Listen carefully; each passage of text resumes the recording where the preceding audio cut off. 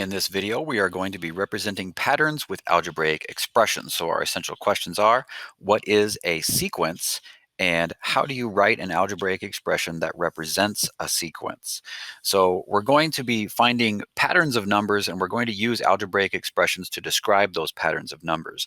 So first of all, what is a sequence? A sequence is an ordered list of numbers, and each number in the sequence is called a term, and some sequences follow a predictable pattern. So we're going to be looking at basically patterns of numbers and trying to predict them and with an algebraic expression. So here I have a sequence, a very simple sequence that you might be familiar with, and it is 0, 1, 2, 3, 4, 5, 6, so on and so forth. This is an example of a sequence because it's an ordered list of numbers. It's a list of numbers that goes in order, and each number in this sequence is called a term. So this is the first term, the second term, the third term, fourth term, fifth term, sixth term, seventh term, and so on and on forever. So this is a sequence. So what we're going to be doing is we're going to be using algebraic expressions to describe the pattern that we find in a sequence. So here, let's practice a little bit predicting numbers in a sequence. So here are 4 examples of sequences, and we give you the first 4 terms. That means the first 4 numbers in the sequence. And let's try to find the next 3 terms in the sequence. So here I have a sequence of numbers that is 0, 13, 26, 39, and so on. So what is the pattern here? And let's extend that pattern the next 3 terms in this sequence. Well, it appears as though the numbers are increasing, and they're increasing by 13 each time. So if we were to extend this sequence, the next number would have to be 13 bigger, so that would be 52, then 65, whoop, 52, not sure why we're erasing all the time here, 52, 65, and 78. There we go. The next number, or the next sequence, is 4, 7, 10, 13, and so on.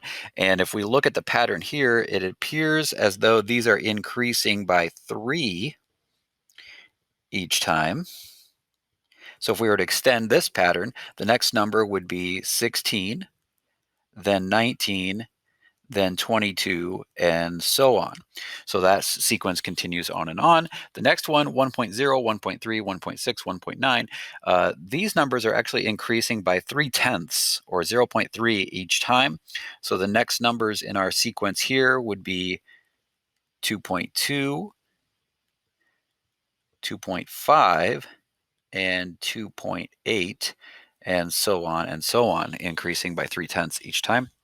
And then the last sequence, 2.5, 3.0, 3.5, 4.0, these are increasing by 1/2 or 0.5 each time. So if we were to extend this sequence, the next number would be 4.5, 5.0, and 5.5, and then that pattern would continue on and on and on. So that's what a sequence is. It's just an ordered list of numbers, and then some of the sequences we're working with here, they all follow a predictable pattern. So now we want to focus on, how do we use an algebraic expression to describe the pattern?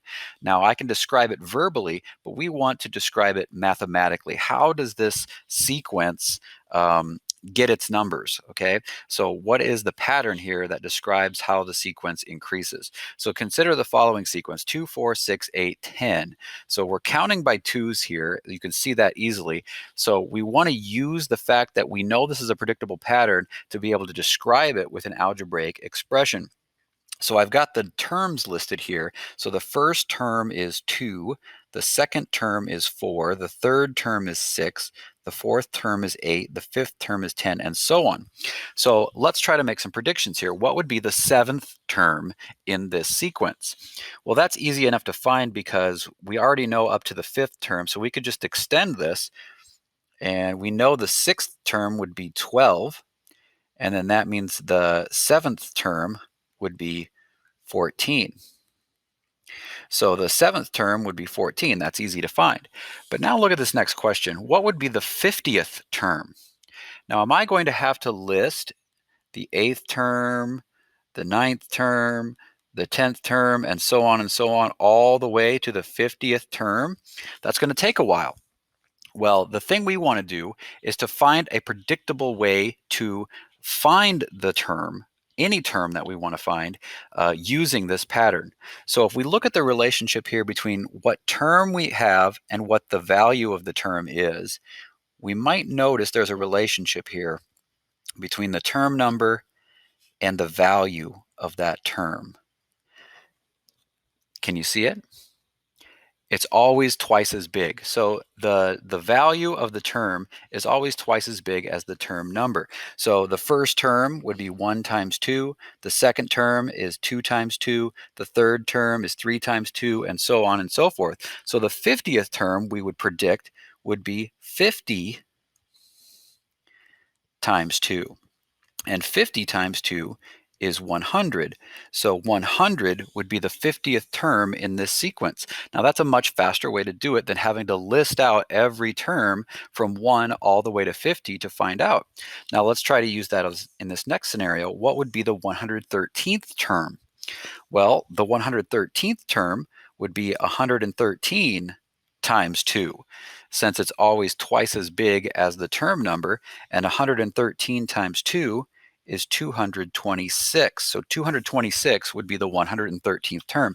And that saved us a lot of time because I certainly didn't want to list out 113 numbers to find out what the 113th term is. So here we want to generalize this. How could you find any term in this sequence? So here we found the 7th, the 50th, the 113th. What if I wanted just a general rule to find any term in this sequence? What would you tell somebody? How do you find any term in this sequence? Well, to find any term in the sequence, what we've been doing is we've been taking the term number and multiplying it by 2, right? Isn't that the rule that we would follow to find any term in the sequence? Take the term number times 2. Well, when we do that, we're going to use a variable here. We're not going to write out term number. We're going to use the letter n. N stands for the term number. So n stands for number there. The term number times 2. And now we have an algebraic expression. Take the term number times 2, and that will tell you what the value of that term is. Now, again, we want to be careful using that multiplication symbol there. So I'm going to write that as 2n. So that's how we're going to write that. 2n is an algebraic expression that would describe any term in the sequence. Take the term number times 2, and that would predict any term in that sequence. So let's try to make some more predictions. Let's take a look at this sequence: 3, 6, 9, 12, 15, so on and so forth. So what I've done is I've put them in a table where I've got the term number and its value. So the first term was 3. You can see right there. First term is 3. Second term is 6. Third term is 9. Fourth term is 12. Fifth term is 15, and so on. So what we're doing here is we are increasing by 3. Okay, this is a term sequence that increases by 3 each time. So how could we find any term in this sequence? Well, if I want to know the first term, it's 3. The second term is 2. The third term is 9. The fourth term is 12. The fifth term is 15. It appears as though I take the term number and multiply it by 3. Take the term number and multiply it by 3. And again, we're going to use n to represent the term number times 3, or again, we want to write that as 3n. So take the term number times 3. That'll tell you the value of any term in this sequence. So what would be the 62nd term in this sequence? Well, again, I don't want to list out all 67 terms, so I'm going to use my algebraic expression here that predicts what the value of any term is and find the value of the 62nd term. So to do that, I'm going to take 3 times 62. That's the term number. And 3 times 62 is 186. So 186, if we continued this pattern on and on and on to the 62nd term, the value would be 186. So now we found the 62nd term using our algebraic expression. That makes things a lot more efficient mathematically. Let's take a look at another one. 5, 10, 15, 20, 25, so on and so forth. Here's another sequence. And the first term is 5, the second term is 10, the third term is 15, the fourth term is 20, and the fifth term is 25. How could we find any term in this sequence? Well, these are increasing by 5.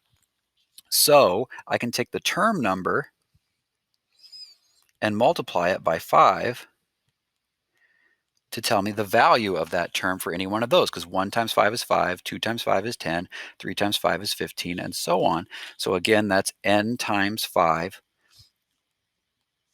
or 5n. That algebraic expression describes this sequence. So for any term, I just take the term number times 5, and that would tell me the value of the term in that sequence. So what would be the 37th term in this sequence? Well, I can use this algebraic expression, 5n, and take 5 times 37 to tell me what the 37th term would be. And 5 times 37 is 185. So 185 would be the 37th term in this sequence using that algebraic expression. Now we're going to bump it up a little bit. This one's a little bit more challenging. How could I find any term in this sequence? Here the first term is 6, the second term is 11, the third term is 16, the fourth term is 21, and the fifth term is 26. Well, they're increasing by 5. So I might think that maybe 5n would predict that because they're increasing by 5. Well, if I take 1 times 5, I get 5. If I take 2 times 5, I get 10. If I take 3 times 5, I get 15. And I take 4 times 5, I get 20. I take 5 times 5, I get 25. They're close, but they don't match what the value of that term is. What else could we do? Well, when multiplication alone doesn't work, we're going to have to use addition or subtraction along with that to help. So you can see that when I multiply by 5, I get a number that is always 1 less than the value of the term. So if I just added 1 to all of these numbers, I would get the right numbers. So how do I show that in my algebraic expression? 5n plus 1. 5n plus 1 would be the algebraic expression that would predict the value of any term in this sequence, because 5 times 1 is 5, plus 1 is 6. 5 times 2 is 10, plus 1 is 11. 5 times 3 is 15, plus 1 is 16. 5 times 4 is 20, plus 1 is 21. 5 times 5 is 25, plus 1 is 26. That predictably finds the value of any term in this sequence. So now I know I've got an algebraic expression that will find the value of any term in the sequence. So what would be the 80th term in this sequence? Well, I'm going to evaluate that expression for a value of 80. So n is 80. So I take 5 times 80 plus 1. 5 times 80 is 400. Plus 1 is 401. So the 80th term in this sequence would be 401. So the power of writing an algebraic expression really saves us a lot of time and gives us a lot of predictive power. Let's try one more, and this one's a little bit more challenging. Do you think you can find an algebraic expression that would predict any term in this sequence? Pause the video and see if you can find it, and then I'm going to describe what it is here in a second. So I'm looking here, and I see that this expression, or this sequence, sorry, this sequence is increasing by 3 each time, 2, 5, 8, 11, 14. So I might think it's 3 times n. But if I do 3 times n, I get 1 times 3 is 3, 2 times 3 is 6, 3 times 3 is 9, 4 times 3 is 12, 5 times 3 is 15. So it's not getting me the right numbers, but I'm close. The numbers I'm getting are always one number too big. 3 is 1 bigger than 2, 6 is 1 bigger than 5, 9 is 1 bigger than 8.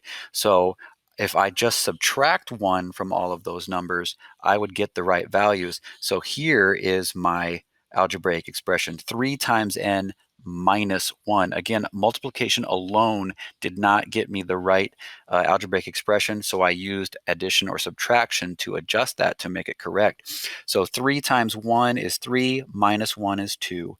3 times 2 is 6, minus 1 is 5. 3 times 3 is 9, minus 1 is 8. 3 times 4 is 12, minus 1 is 11. 3 times 5 is 15, minus 1 is 14. So that predicts it every single time that expression works. 3 times n minus 1. So what would be the 50th term in this sequence? I can use my expression 3n minus 1 to find the value of the 50th term. 3 times 50 minus 1 gives me 150 minus 1, which is 149. So the 50th term in this sequence would be 149. So a pretty actually fun activity there is writing these algebraic expressions to predict the value of any term in the sequence. So here are a couple tips for writing these algebraic expressions for sequences. If they follow a predictable pattern, then they're always going to be increasing by the same amount. So whatever the sequence is increasing by, this is what n is multiplied by. So if they're counting up by 5s, it's going to be 5n. If they're counting up by 12s, it's going to be 12n. If they're counting up by 2s, it's going to be 2n. If it's counting up by halves, it's going to be 1/2 n. And if that doesn't give you the pattern, you have to use addition or subtraction to complete the expression. You have to maybe adjust it with addition or subtraction to help you get the right values in your sequence.